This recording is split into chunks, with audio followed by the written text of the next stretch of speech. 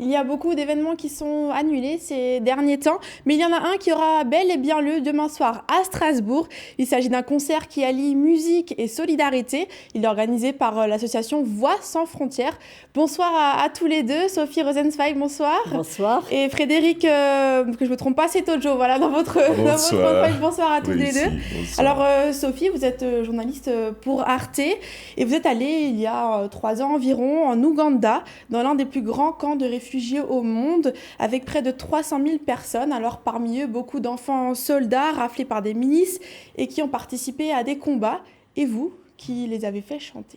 Oui, on les a fait chanter. On est allé avec Frédéric après.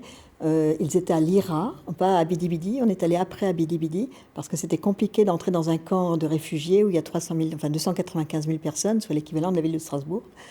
Et on est allé à Lira parce qu'on avait un partenariat avec une association qui s'appelle Children of Peace. Et on a commencé à chanter avec ses enfants, enfin plus exactement Frédéric a commencé à chanter avec ses enfants parce que moi je suis une piètre chanteuse.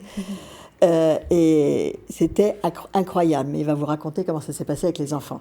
Justement, alors racontez-nous. Alors l'expérience de ces enfants qui ont été blessés dans leur corps, dans leur cœur, dans leur âme, de pouvoir leur donner la voix, de leur laisser le temps de s'exprimer et au fur et à mesure construire un chant, une mélodie autour de cela. Et puis leur permettre justement d'extérioriser toutes ces peines qu'ils ont encaissées, emmagasinées pendant plusieurs années.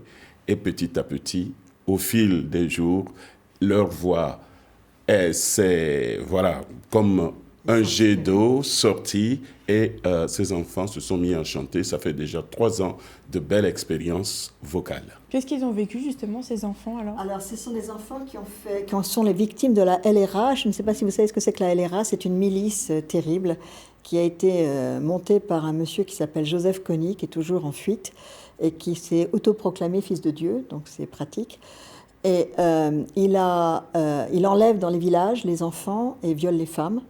Et les enfants deviennent des enfants soldats, c'est-à-dire qu'ils sont obligés de tuer, sinon c'est eux qui sont tués. Donc c'est des enfants qui ont des traumatismes extrêmement lourds.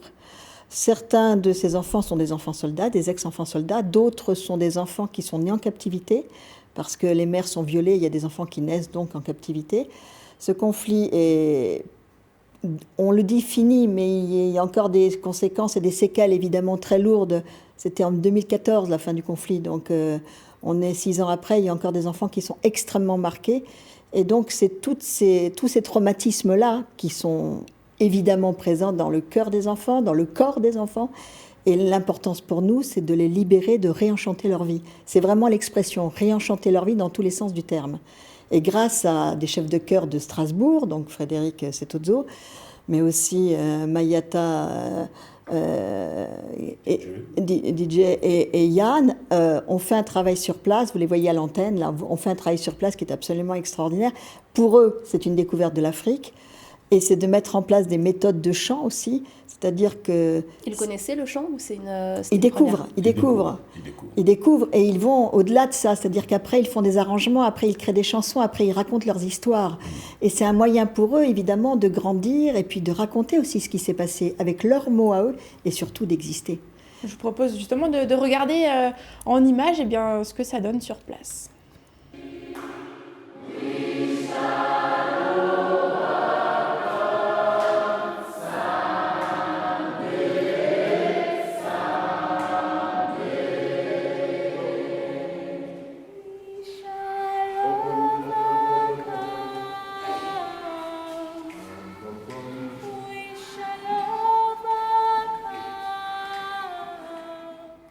Alors ça, c'est ce qui se passe là-bas. Ouais. Ici, pour vous aider, qu'est-ce qu'on peut faire? C'est venir au concert qui a lieu demain soir? Oui, alors demain on a la chance d'avoir Éric Bouvron, qui est un metteur en scène, humoriste, comédien, qui a eu le Molière de la meilleure mise en scène pour les Cavaliers de Kessel, qui nous fait l'amitié et l'honneur de venir animer cet événement. Et nous aurons des chanteurs de gospel avec Frédéric, qui anime plein de chorales, donc on aura plein de gens qui vont venir chanter parce que ce sera la bonne humeur. Et on aura aussi les Shooms, qui est un groupe de musique irlandaise, qui est venu aussi très gentiment venir nous donner un coup de main parce que, évidemment qu'on a besoin de vous, on a besoin des gens. On ne peut pas faire ces événements-là sans avoir l'aide des autres. Il faut savoir partager, c'est ça la solidarité.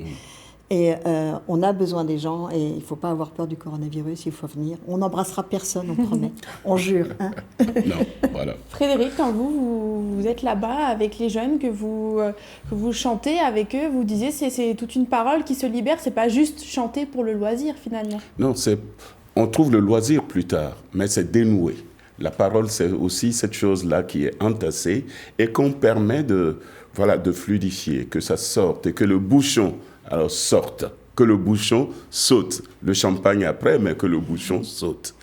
Et quand ces enfants font ce travail sur eux, cela s'accompagne d'émotions très fortes. De la colère aux pleurs, et puis à la joie, au fou rire, et enfin une sorte de libération qui se poursuit au fur et à mesure. Vous avez vu justement des évolutions en 3 ans. Ouais. On peut raconter l'histoire de ce garçon. Lui, il a fait la guerre. Et c'est le dernier qui est l'un des derniers revenus de cette guerre.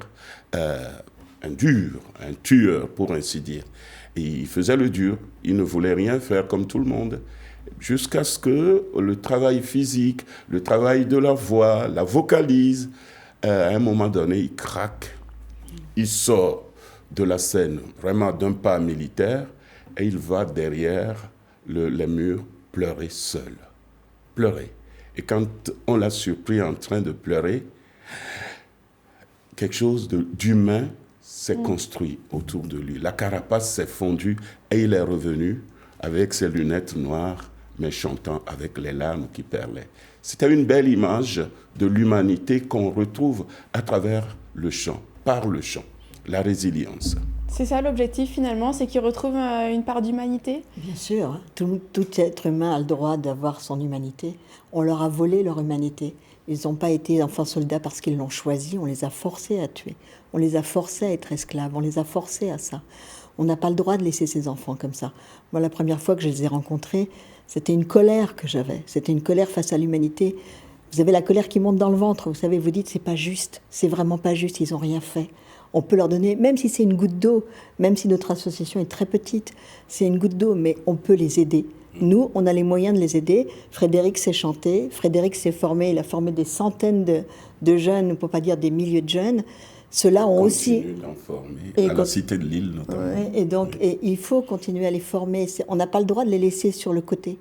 Ils ont rien fait, en fait. Ils sont victimes. C'est quoi, justement, les perspectives pour ces milliers de jeunes encore qui sont là-bas ? Les perspectives, c'est de sortir d'abord de la LRA, de sortir de cet embrigadement. Et puis nous, notre perspective, c'est de faire une tournée cet été avec eux. Et peut-être un jour les faire venir en Alsace. Faire une tournée en Alsace, ce serait vraiment idéal, ce serait vraiment génial. Mais cet été, on va essayer de les faire tourner parce qu'ils sont prêts. Ouais. En 3 ans, ils sont prêts. Ils sont prêts à chanter, ils font des concerts. On a eu la chance, il y a 2 ans, d'avoir Eddie Kenzo, qui est la star ougandaise, c'est le Johnny ougandais, si vous voulez, qui les a invités. Ils ont chanté avec lui, ils étaient fous de joie, c'était incroyable, c'était un moment complètement dingue. Et ils sont prêts, c'est des gamins qui ont envie de faire ça, qui ont des talents, en plus il y a plein de talents. Voilà. Et puis on leur donne un peu de joie surtout, et puis un peu d'avenir, parce que là ils commencent à croire un petit peu dans l'humain et dans l'humanité. Alors en attendant de les voir près de chez nous, ici en Alsace, on vous invite du coup à venir vous voir et venez nombreux demain soir à Strasbourg. Venez demain à l'Espaska. Voilà, et c'est noté, le rendez-vous est noté. Merci en tout cas à tous les deux d'avoir été avec nous.